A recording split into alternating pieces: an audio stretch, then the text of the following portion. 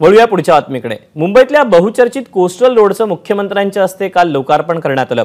Coastal road प्रकल्पाचं काम 86% पूर्ण झाले, त्यामुळे आजपासून कोस्टल रोडवरील एकाच मार्गिका जी आहे ती प्रवाशांसाठी खुली करण्यात आली आहे। शनिवार आणि रविवार हा मार्ग बंद राहणार आहे। वरळी ते मरीन ड्राइव्ह हे अंतर आता यामुळे अवघ्या 10 मिनिटात पार करता येणार आहे। आढावा घेतलेला आहे सत्यम सिंगने।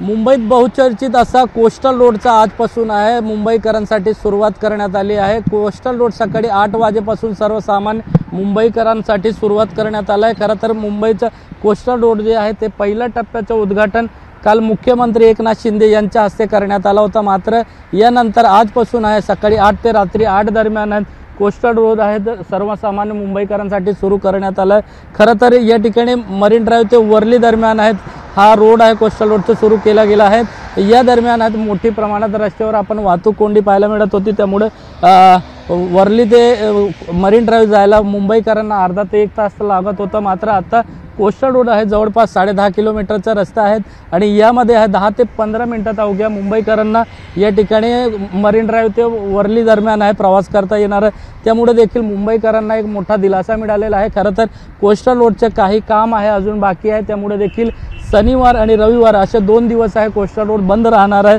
त्यामुळे सोमवार ते आणि शुक्रवारपर्यंत जे वर्किंग डे आहे अशामध्ये सकाळी 8 ते संध्याकाळी 8 वाजेपर्यंत मुंबईकरांसाठी सेवेसाठी कोस्टल रोड आहे जे सुरू राहणार आहेत। खरं तर हा कोस्टल रोड सुरू झाल्यानंतर झाल्यामुळे मरीन ड्राइव्ह ते वर्ली दरम्यान जे मुंबईकर आहेत या ठिकाणी वाहतूक कोंडीचा सामना त्यांना करावा लागतो, त्यांना एक मोठा दिलासा मिळणार आहे।